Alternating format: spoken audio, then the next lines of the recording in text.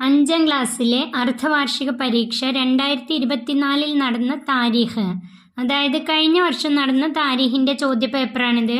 50 മാർക്കാണ്. ഒന്നാമത്തെ യോജിച്ചവ ചേർക്കാം. കോളത്തിൽ തന്നിട്ടുണ്ട്. ഫഹുവ ആമിനുൻ ബനു ബക്കർ ഗോത്രക്കാർ ഷവ്വാൽ 15-നാണ് ഹംസ റളിയല്ലാഹു അൻഹു മക്ക വിജയം.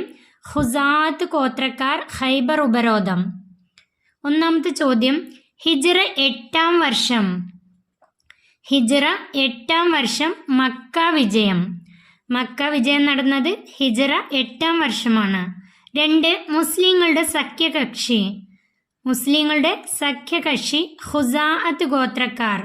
ഖുസാഅത്ത് ഗോത്രക്കാർ. 3. ഖുറൈശികളുടെ സഖ്യകക്ഷി. ഖുറൈശികളുടെ സഖ്യകക്ഷി ബനു ബക്കർ ഗോത്രക്കാർ. ബനു ബക്കർ ഗോത്രക്കാർ. 4. ഹിജ്റ 7-ാം വർഷം. ഹിജ്റ 7-ാം വർഷം ഖൈബർ ഉപരോധം.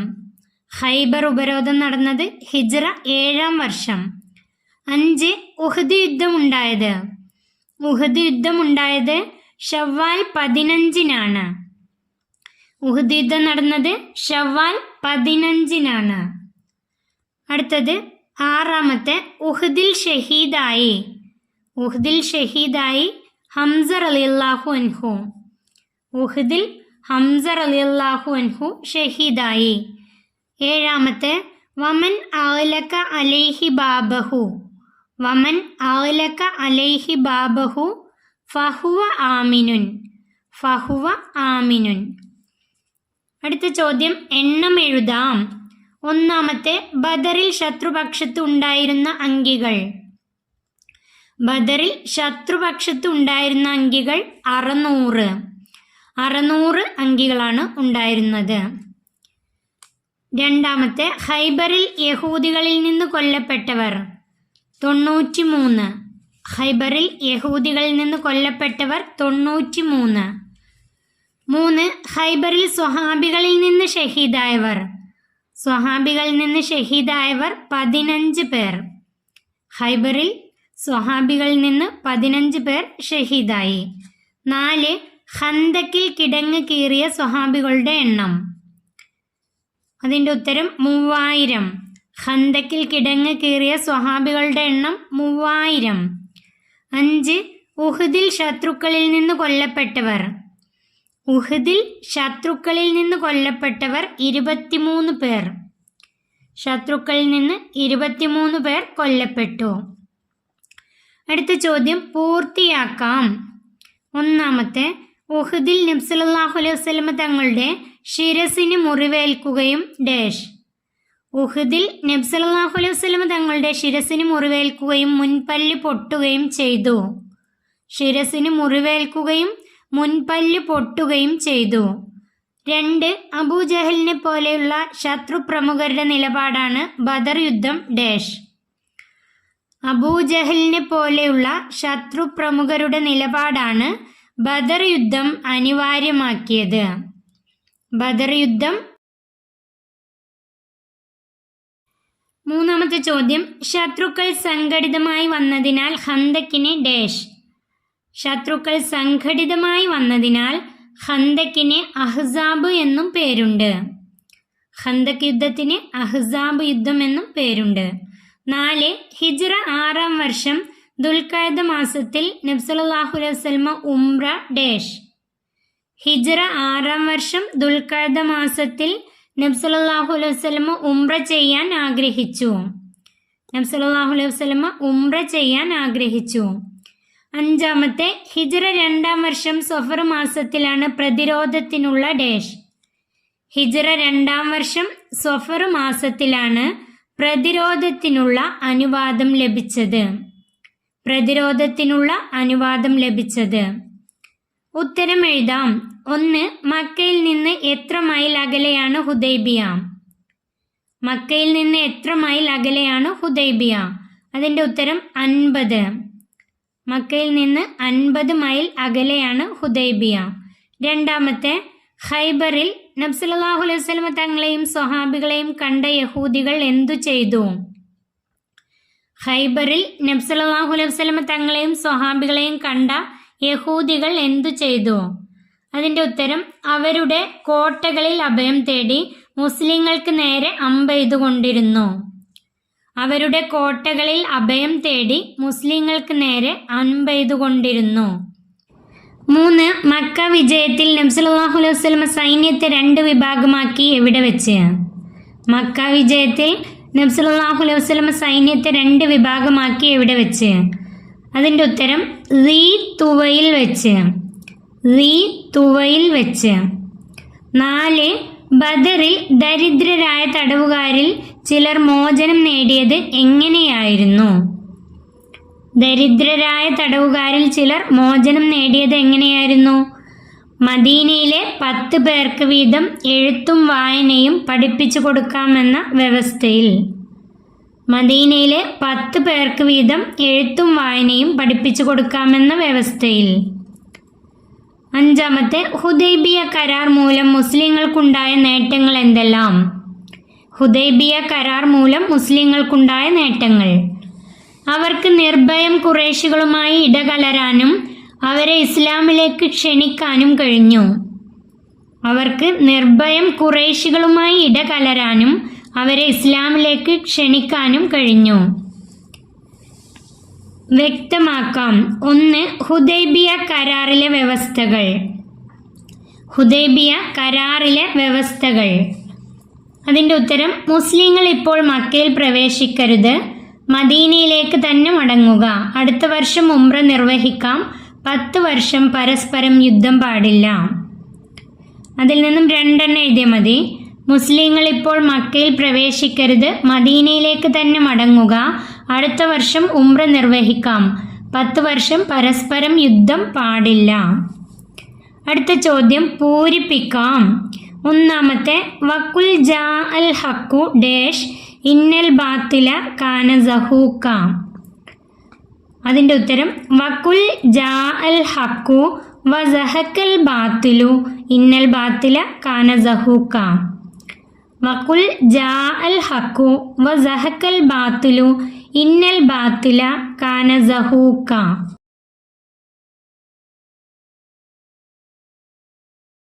5ാം ക്ലാസ്സിലെ അർദ്ധവാർഷിക 2022 നടന്ന താരീഖിൻ്റെ ഒരു ചോദ്യപേപ്പർ കൂടി നമുക്ക് നോക്കാം. മാർക്ക് 50. 1. എണ്ണം എഴുതാം. 1. ചോദ്യം ഖൈബറിൽ ഷഹീദായ സ്വഹാബികൾ. ഖൈബറിൽ ഷഹീദായ സ്വഹാബികൾ 15. അതിൻ്റെ ഉത്തരം 15. 2. ഖൈബറിൽ കൊല്ലപ്പെട്ട യഹൂദികൾ. ഖൈബറിൽ കൊല്ലപ്പെട്ട യഹൂദികൾ 93. 15 സ്വഹാബികൾ ഷഹീദായി, 93 യഹൂദികൾ കൊല്ലപ്പെട്ടു. 3. ദുൽഹുലൈഫയിൽ വെച്ച് ഉംറയ്ക്ക് ഇഹ്റാം ചെയ്ത സ്വഹാബികൾ. ദുൽഹുലൈഫയിൽ വെച്ച് ഉംറയ്ക്ക് ഇഹ്റാം ചെയ്ത സ്വഹാബികൾ 1400. 1400 പേരാണ് ഉംറയ്ക്ക് ഇഹ്റാം ചെയ്തത്. 4. അഹ്സാബ് യുദ്ധത്തിൽ കിടങ്ങ് കീറിയ സ്വഹാബികൾ. അഹ്സാബ് യുദ്ധത്തിൽ കിടങ്ങ് കീറിയത് 3000 പേർ. 5. ബദറിൽ ശത്രുപക്ഷത്ത് നിന്ന് കൊല്ലപ്പെട്ടവർ. ബദറിൽ ശത്രുപക്ഷത്ത് നിന്ന് കൊല്ലപ്പെട്ടവർ 70 പേർ കൊല്ലപ്പെട്ടു. 6. ബദറിൽ ഷഹീദായ സ്വഹാബികൾ. ബദറിൽ ഷഹീദായ സ്വഹാബികൾ 14 പേര്.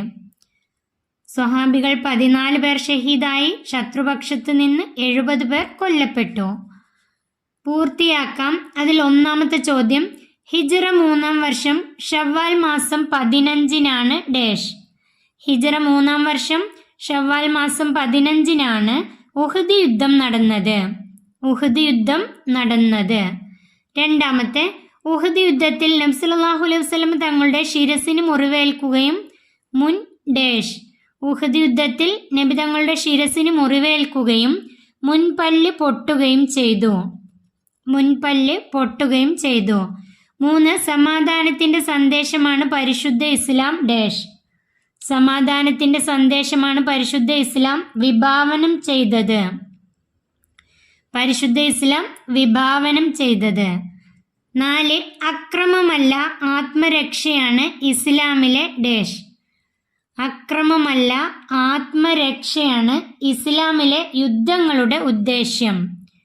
അക്രമമല്ല ആത്മരക്ഷയാണ് ഇസ്ലാമിലെ യുദ്ധങ്ങളുടെ ഉദ്ദേശ്യം. 5. മക്കയിൽ നിന്നും 50 മൈൽ അകലെയാണ് ഡാഷ്. മക്കയിൽ നിന്നും 50 മൈൽ അകലെയാണ് ഹുദൈബിയ. മക്കയിൽ നിന്നും 50 മൈൽ അകലെയാണ് ഹുദൈബിയ.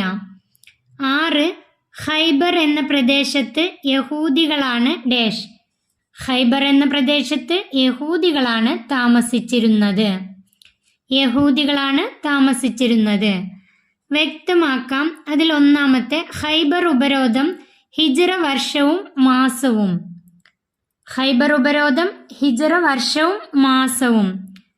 അതിൻ്റെ ഉത്തരം ഹിജ്റ 7-ാം വർഷം മുഹറം മാസത്തിലാണ്.